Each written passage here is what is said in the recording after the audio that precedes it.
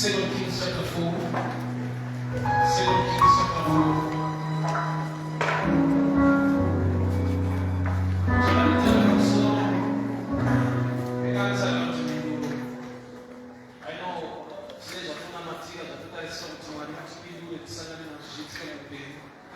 But discovered sometimes the answer is not there. I'm not dying. But most of the times, man is involved to answer even complete. So if the man does not know what to do, he will continue to wait for the Lord to motivate him. But there is a position knowledge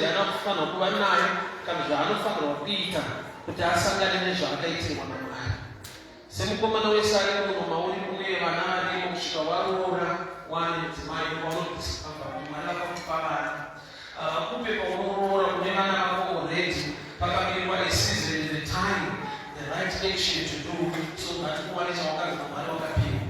You see Adam he was lonely wanataka kupamba sini paka tola mwana lonely there paka toka wewe basi wake brother akasoma namo ya Adam ni wale but akasoma namo yake mtiaka mtianga ni answer hiyo kama namo yake ni pepe kwa msanachi manichi na ndio sasa pigwa akapigwa but leo hivi siwezi kuwa sasa hata mfano lakini ndio yake ino mambo which is not true mwale amana today but kuna anu mkewa mtu anafahamu mmoja kuita ndio tunataka kumwona. So I'll read the scripture from the book of 2 Kings chapter 4 from this one.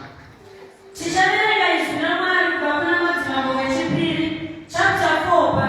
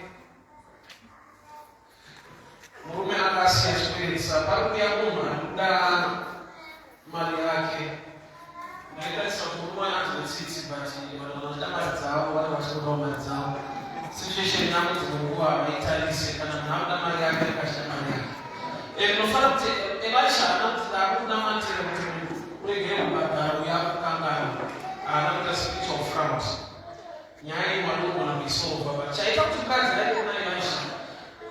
Iye wake Aisha na Elisha asiyecheketi. Watu kazi wangu kwa Aisha ndipo ili na mzikiro linopera iko bati akalisia aliko enda kupiti mkazi aifana kwenda kama kwenye mali ndio kuti mume kwa Aisha akasia chikweli ndio kwa zote kwa Aisha but mkazi akipachwa ibisa na husband nokuti akanokulisha same Elisha aisema wale mume ndio awana solution yet mume aina Elisha akasia na mziki. So we can worship the same God. Uita damuzimu. Ninopetwa namna hii. Wa uita damuzimu. Alacha solo vile damuzimu. Hiyo we now kusimama kama maneno mwechetu. Sasa ukiona upendo wenda ufana ni kusimama kama haraka fanana. Amna ya kitu msao kwa wani. Ni mtu sikutana wakati mzee tu mmoja anataka kufanana.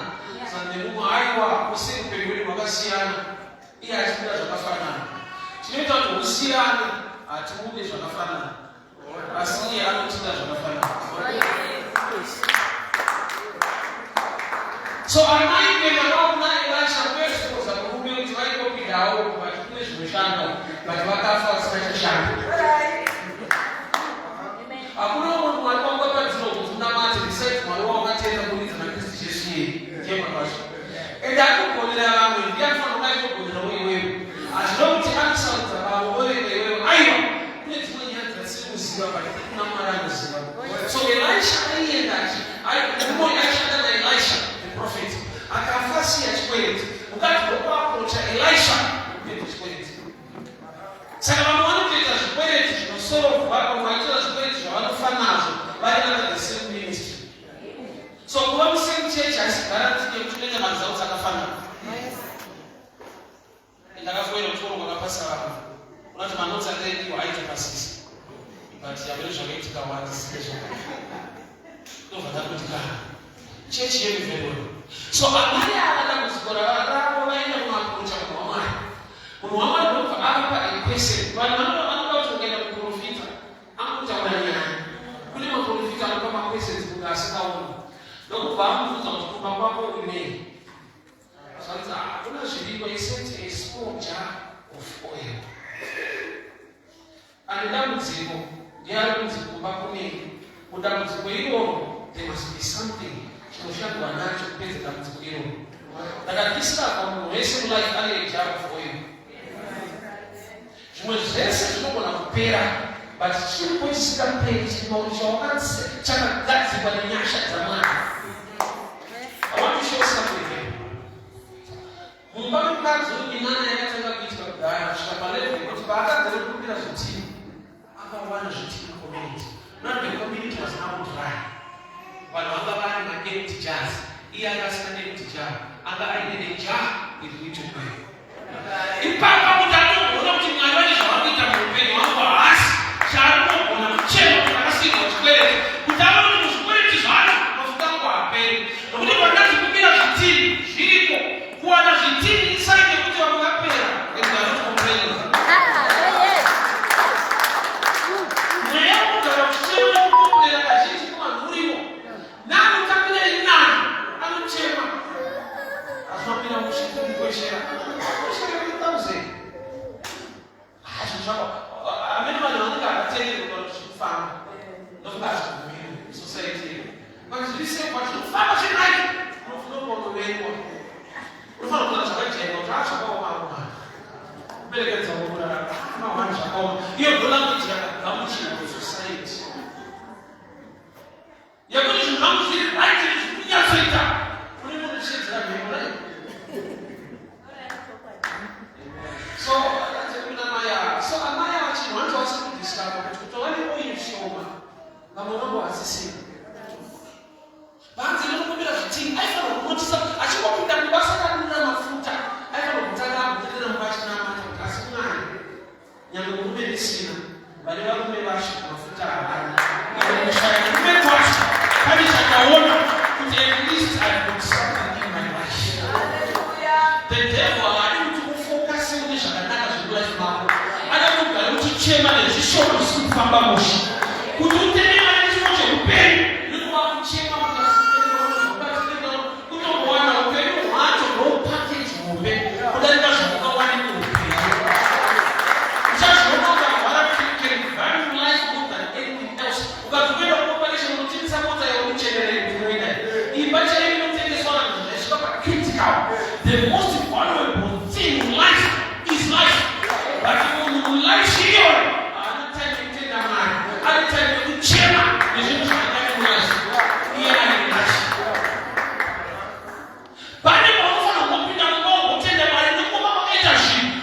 sikurara. Maisha machuchakoma bakinyasha nechiko cheupenyu tinokutenda imwe rinoti ndinacho nokuti kune vanazvo une zvikwereti uchiripo wega unoti kafeka panofana nazvo pasare une zvikwereti.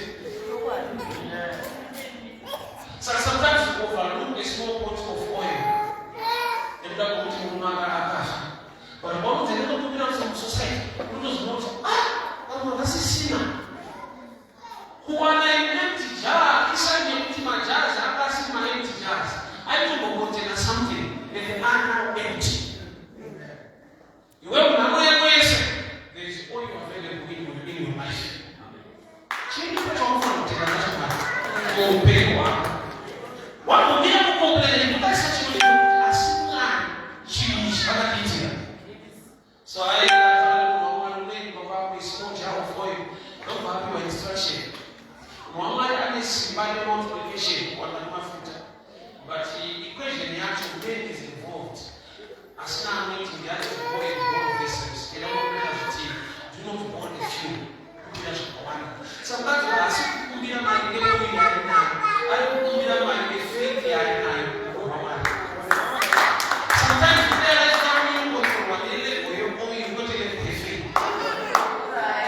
Pamunona mata kuita sasala yako kasa maomera neta zinafamba chikapo yeye kufoda kutarisa kuna mali wacho kugona kwake bali kuti boil a few zvinotozikana kuti ana boil angatsa kuti mafuta ana umangani kuti agone zvitima. Saka ari kukumbira mari faith in the prophet than trust in the oil. Nokuti oil ukanzina unokumbira zvitini unyako iri shoma unokutsvaga kuti shoma nokuti une shoma but achakudzvaiva munokumbira is a trust in the prophet. But yekuti enda munokumbira it was a tough statement. Why? Nekuti kuti mukadzi aiva mukadzi weprofeti so baba kana vaine type of society achiremekezwa amai vanozozwa kuti ndinani adzimai vacho. Saka dzimwe anga ari selective pakuseka nevanhu unongoziva mukadzi waprofeti maprofeti unaziva adzimai avo vashoma munenamba dzevakadzi vemaprofeti tamitami nenani vane klasi yetumira kwevetatera vangu life yavo haidi klasi kana level inoda humility. So I discovered in life kuti chiwo chatakatira kuti mwari haasikuita tisi takatotimisa nokuti ndiyatoti hauna nokuti zvimwe zvinoinvolva the society kuti uve nebreakthrough. Iwe musociety macho hauna basa nemunhu zvawakamirira kuti mwari vachaita vakaita kudhara iwe unofanira kuzvidzadzikisa nekuda kwokuti iwewe wacho ya part of the answer. Ukanamatirwa uchitsvaga basa ukariwana basa vanotamba na8 ukasvika na10 unodzimba nebasa rekunamata unoziva ya part of the answer richaitika. Hausviki basa kumateni kuti dhere minamato dhere nyasha ikungu rinopera renyasha basa rinopera anozarana zvinhu zvinobva kuna mwari vachidza une 3 warakupa 3 wakasarudzwa 3 ngecapacity yecontrol nekuziva upenyu hwako. Ukatodai ito muti wabereka hazvirambe vana zvipo zvinobva kuna mwari anokontrola dzimwe. So man is involved. Unapesika wane problem neblessing nokuti hauna control. Chinhu chakanaka chese chikanyowanda chebusiness nomani chinoda control limit. Akutaura shoma noti kumaingarinzerera sei unadini kuda control iri chindira zvayo. So amai ava vanidzinenda musociety vanopinda zvitini kurati ivo semunhu kwete saprofeti kwete seanointing your personal relationship with people determines the number of things. Mafuta achawanda kusvika zvitini zvapera but chichaita kuti zvitini zvive zvishoma matauriro ako nevanhu vemagariro ako nevanhu ansa yamwari ikauya kuti inobvova vamwe vanhu malife mako sometimes hauibati nokuti vauna basa nemunhu. And especially kana wakapindwa nechechi vanhu vanomira navo nemuchechi wenyu nekuti kana wakapindwa nechechi wozonamana nokupindwa nechechi zvakasiyana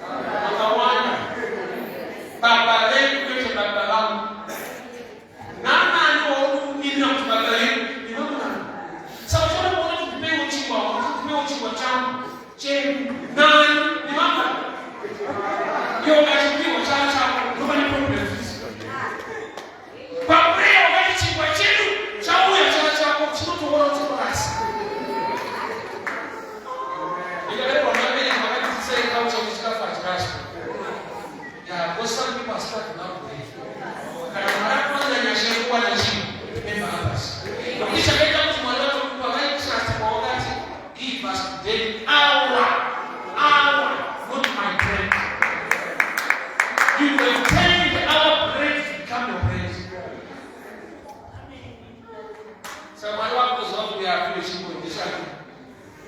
Wanataka wanga chimba chilani kwenye chimba chako. So unaona manipulations za watu yote takabini na mwana midrash hilo ndio ya involved. Answer you are involved. There is a reason we are blessed to become a blessing. So ni pamoja na kufanya mpeni wako. Kwa hiyo unafanya usawa na kama ni mtu wa Mungu. Au tuko kwa sababu ni ndio tunaweza kufanya challenge yetu kunaenda mtu. Sasa ndio mtu usawa ni kati ya sana kwa Mungu pasa. Hata promise of Mungu na peace.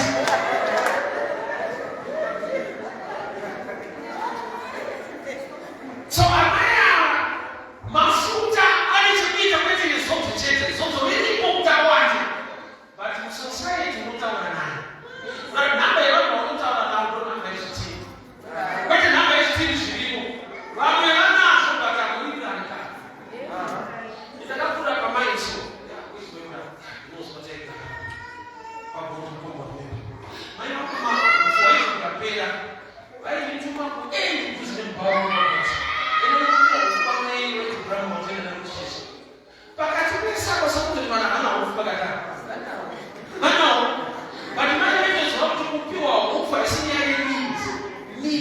Relationship.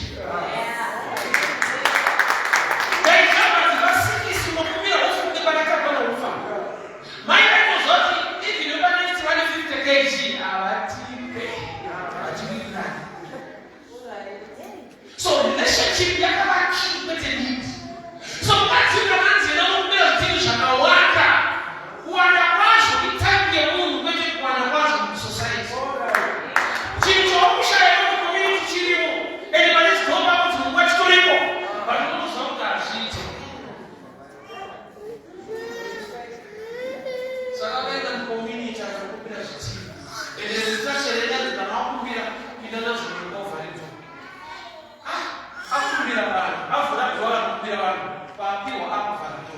I want to show you something. You just borrow a container. Don't get their ideas concerning what you are about to do. Teenage later borrow society kunyika. But I found that the thing I was determined to change. We can borrow Facebook to broadcast sermons. We don't borrow what the dead things they broadcast on Facebook.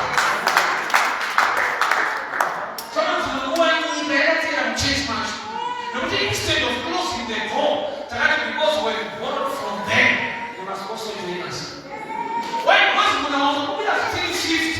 We need to afford to show much book to Buddha Buddha. Like I'm going to change the coffee to the Buddha Katika. What is not to the moment? She was changing this to the Buddha. We don't know my ideas are against your faith. Beware of people who are not godly. Society in a voice. I can't go to you with a new. I don't know that you with a new. I tell them you with a new. So I don't know that change when you back from my own idea. You must have been able. That's not in my ear. I'm wrong to also make a sense. I mean, somebody change the way I change look and change the food is made. No matter what. What I'm change, no one change.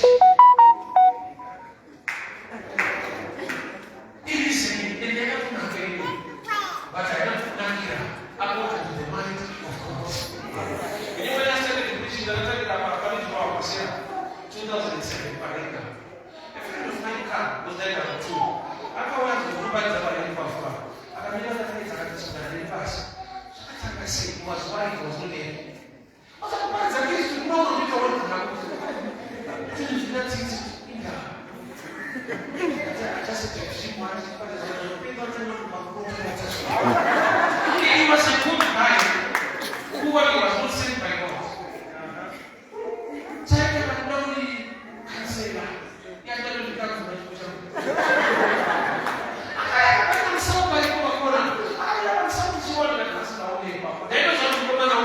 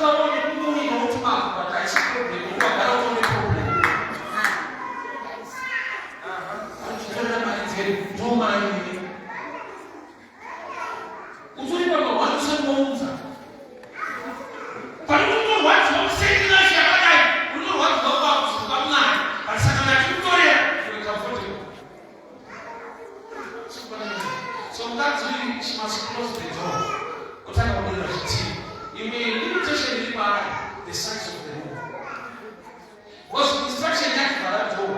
We now take our teacher Peter Mba. And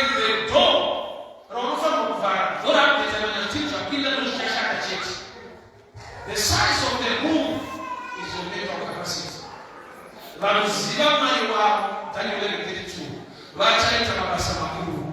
Those who know their God, they shall be strong and do exploits. Vachaita kuti vachaitima. Level yekuita determine the knowledge yawinayo munamani. Tine vanhu vanozwa Mwari kuti vakafa vachaenda kudenga. Umwe level yaMwari.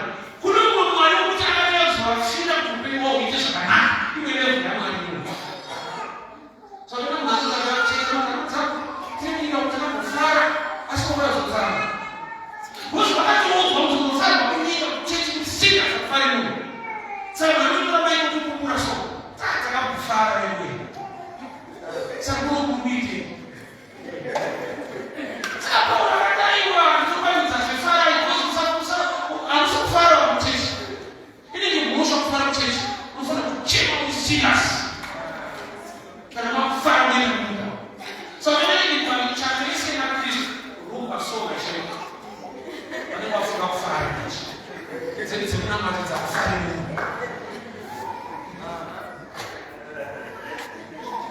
The size of the room determines the things of people. And the size of the room is the size of your understanding. Pampacho, Marabashana, through your knowledge, your understanding to do things. Romans 12:2, your mind must be renewed by the way. Better removed, renewed. What the mind yako ishi roho yako that the way to renew it. And what shanda through your mind. She has anything as a thing of God, one would have provider. That's what we're understanding. She, I really many of God. If it's a she, you know what the battle tomorrow, Romania. You know, she.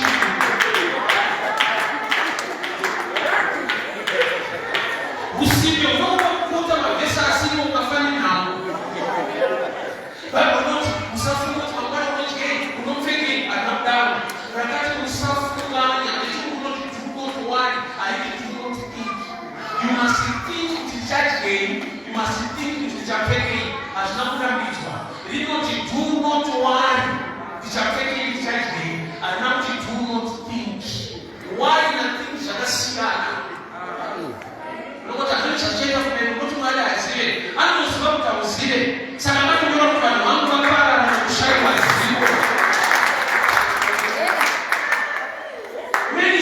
The answer. When I come to one blessing, I don't want to punish Jesus. But I can say, when you get to get shot, don't check out moon, announce Maria, and I can have a pregnancy. Many is involved with that answer. Oh, shut someone, shut the table, but you want, but I don't put it on the shut is our own way. You are part of the answer. You don't promise to lend us guarantee your good, but your working rates in that land determines the fruit you get. The land was blessed. You promised to lend, not fruit.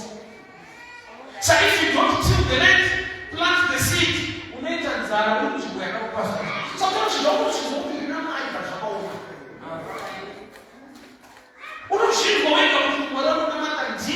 But apparently, you promised to lend. Lend the fruit to the sea. Also, I want to get independence. Since no better, independence has been prosperity. So now we are now independent from the oppressor. So we also not getting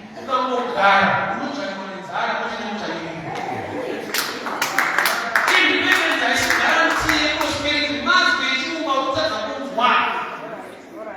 Rusumu was very carika. Rusumu was very bitter. Just want to keep up. Angela was very good. Japan, it is finished. She is like ever. First Adam, Jesus, the last Adam, and is from only from sorrow. Not just one time, up to the challenge, who the Bible, boy and plant. Adam, only the challenge from his mind, he will able to step out of God. So Adam, never would tell me also God. Jesus, Father, we are not going to be one.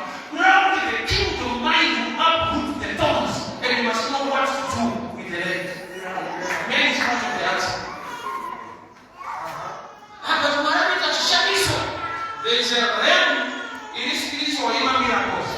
there is a real process kuti chichibatika. Kazi akanaka kwa mnani unopesa uchini anaona kwa marengo.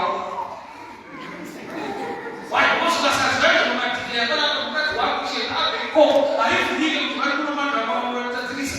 Anaona kuna mani anaona kwa marengo kwao. Ojo bina mkro. Nisi mchaka hapa kuna mani. We are part of the answer.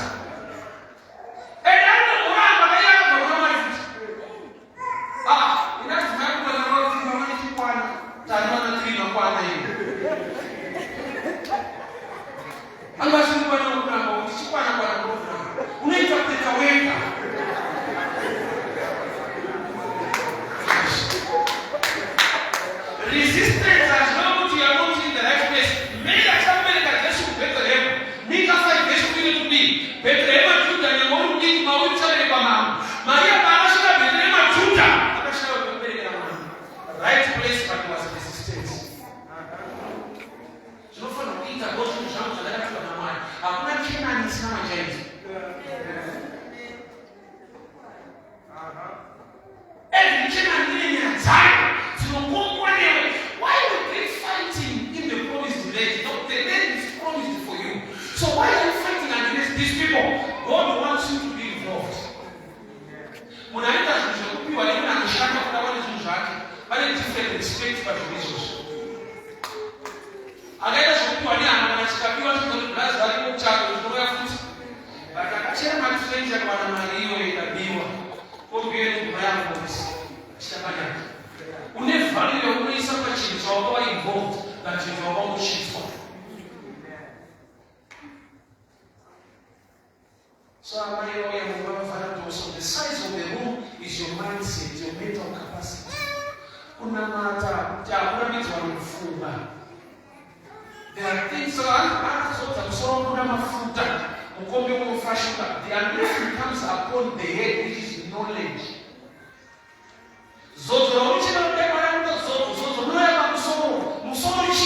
Your level of knowledge and understanding the things of God. You are not supposed to transfer everything.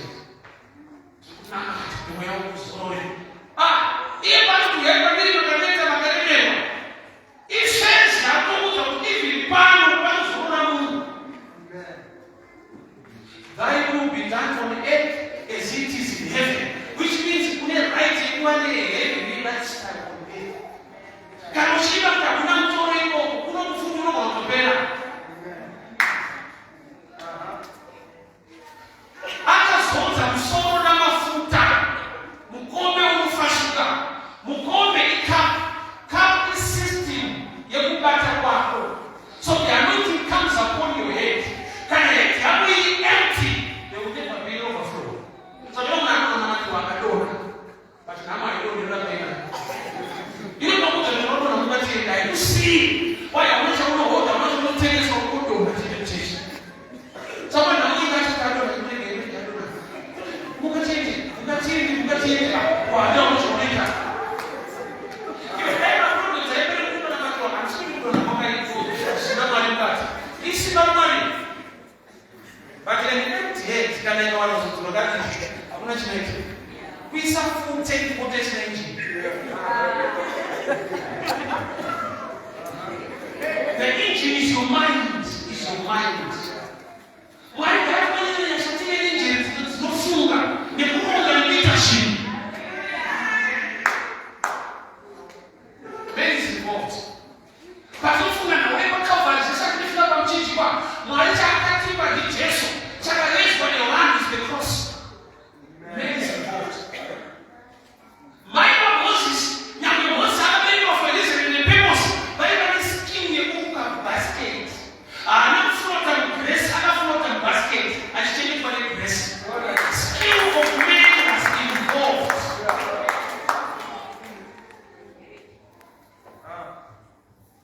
Because I don't want to take the same product, the same place. So much for better, so much pay. My name is Kakao so deep. Yeah, the same price the product you are winning. The way you talk to people. She was in the moon. She don't say, "Mama, I get tired of you."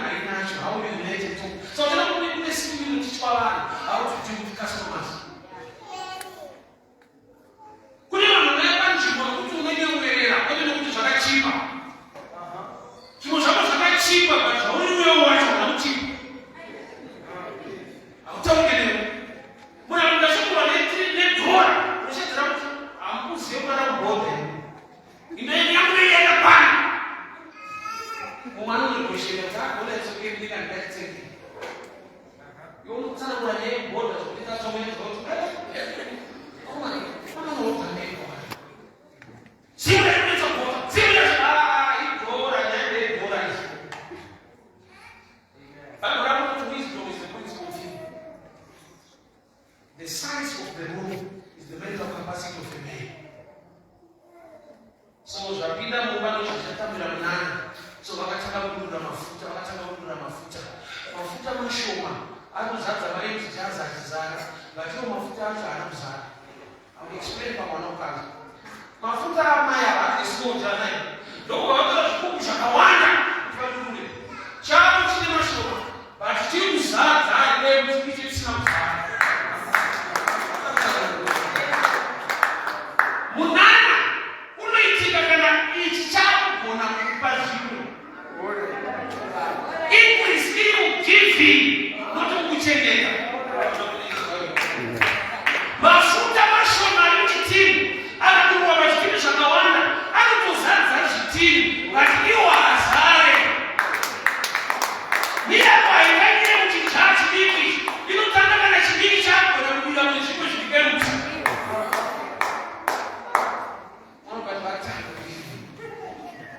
Increase kuilipo kaya. Wakati Yesu akawa anasema leo akapona kumkoma na akamata tukawana. No, ndio kwa maana yake ndio tena kuulizoana. Wazo mwana kama hicho kwa sababu fulani sana. Yesu akawa anasema tukawana kwa na zaidi kuna. Bado akana mata kwa watu angaji kama sisi ni shibata tunacho. Bado wakati tena kudistribute. Ndio ndio kuti ichi sima kwa chini shisho machana msara. Ushikacha kuna kupashi mshi empty. Giving must be a lifestyle of a believer, not a church activity. Because giving means that beyond the borders and the barriers of church. I say but it is now, but it's a lifestyle of a believer.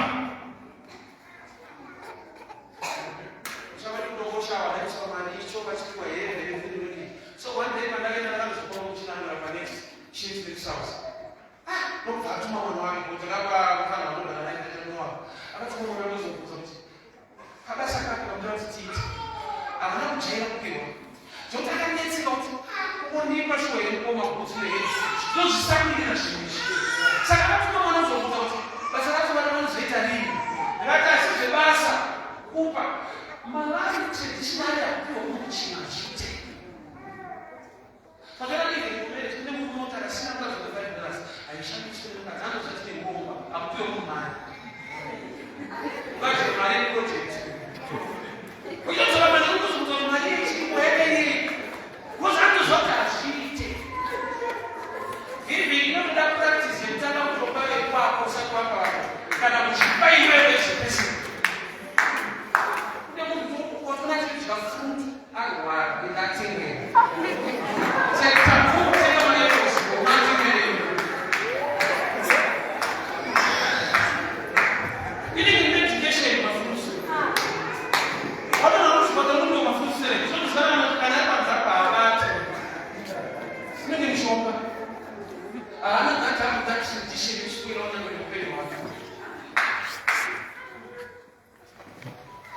So to teach people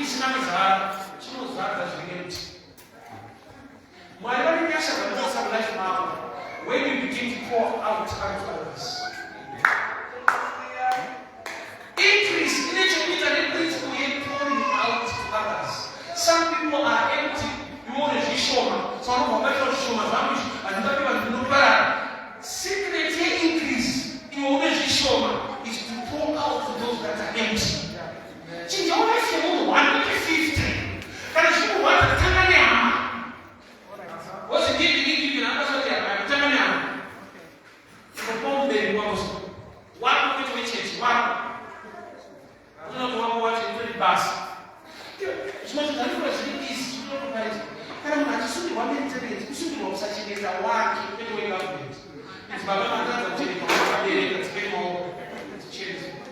You know, I'm assuming more big one. It's not a responsible person. Sometimes in the subject, I have put up on saying, people Wote ni mama sita vinda wana hao. Unaenda kanisa kusipata nani kumshahidi wewe. Ngono kanatao. Nifono pia winayo. Nilikuwa mbona tukamalizwe. Anasema kuna furaha kushuka ile sifono na winayo. Hapo mwacha aisikesi kwa mlango wako. Watu wanasema mtamu ni mtafu. Chigugu chinashoma.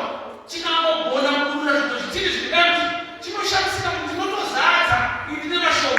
Secret increase is when you pour out those that are empty. Vamos chuma já.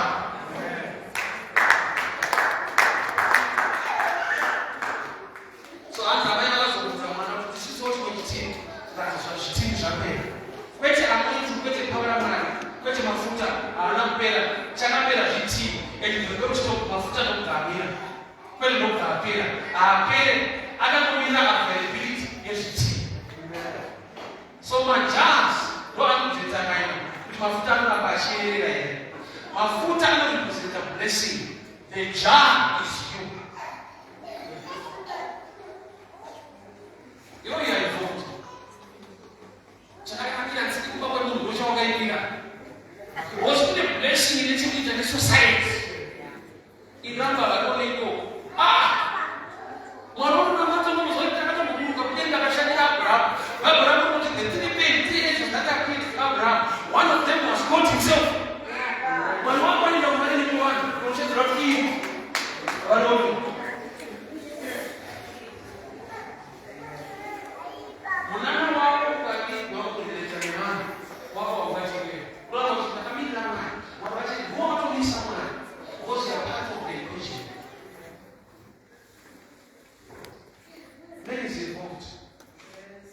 Zimeanza kumaliza watoto leo sasa. Tumejenga na issue kwa kweli. Na leo ni challenge. Ndio fundis. Na fine. Takala ni issue azima ndio wakati bila hospitali sasa. Wakati mara kusema tutapre ona mbele. Mwana ni bado ndio na ndani. Mapenzi na washo wakati tungo chakula anataka na wakati zaidi. Anapo wanaeleza au wanaeleza. Mesmo das surpresas wisdom. O gato sasa siku na mwana. Unaona kama mtimiza unaenda.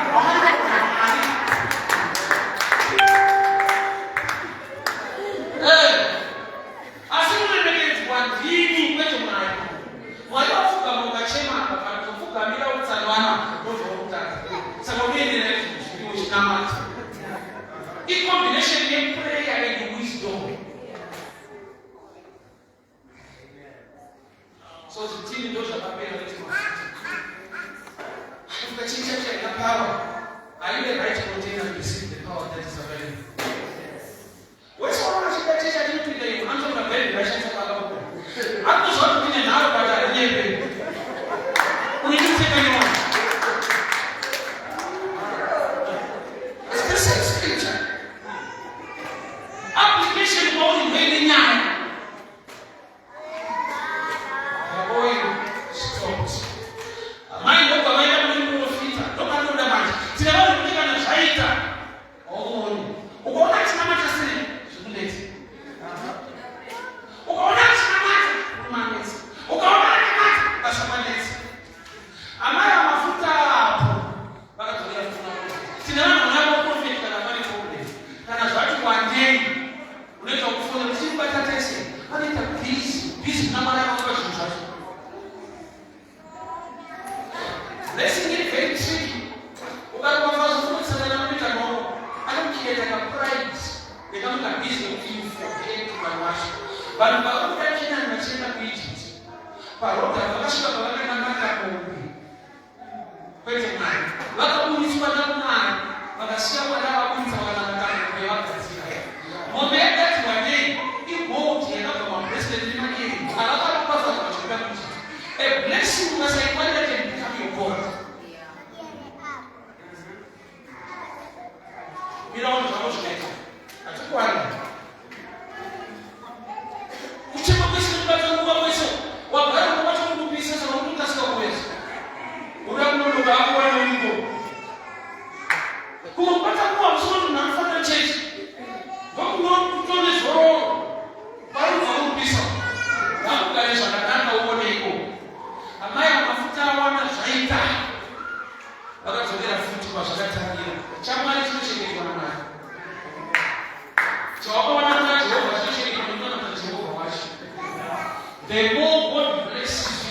the more you must seek and worship God always. Every day when you're in faithful, even if more than we say, oh, what are you doing?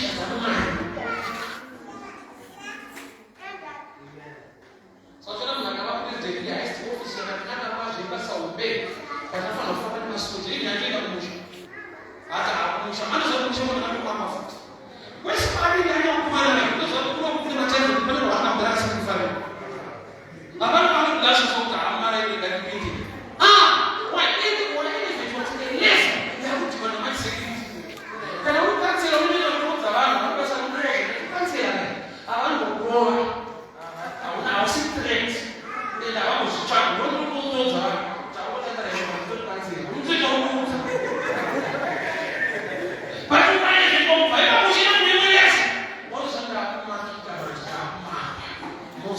So the more God blesses you, the more you must worship and trust in Him. But that's okay. I'm telling you, the picture of worship is state of honor. But I'm going to put an instruction.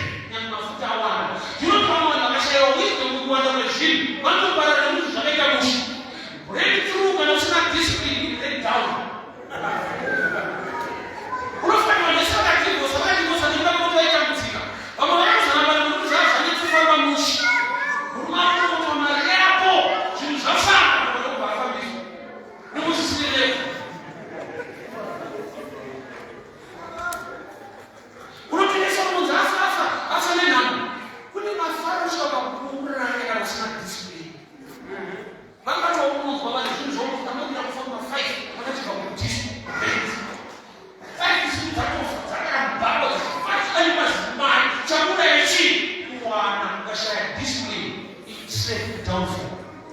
So the more God blesses you, you must not be to God.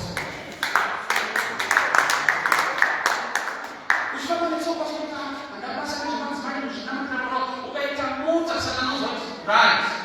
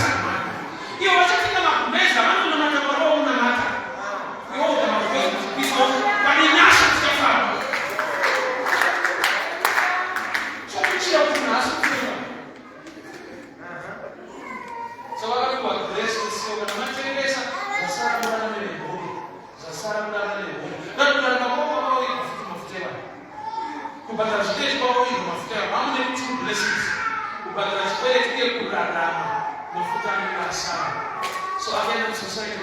In the market, where's the power and job? kuonyesha wakati wa kutanga kwa ile mtandao. Sometimes in the church we know the natural understanding concerning the matters of life. We think every matter is spiritual. So on the body of Christ, most of the time we fail to do things which are not appealing. The Bible to spiritualize every matter. But that thinking that is my tongues.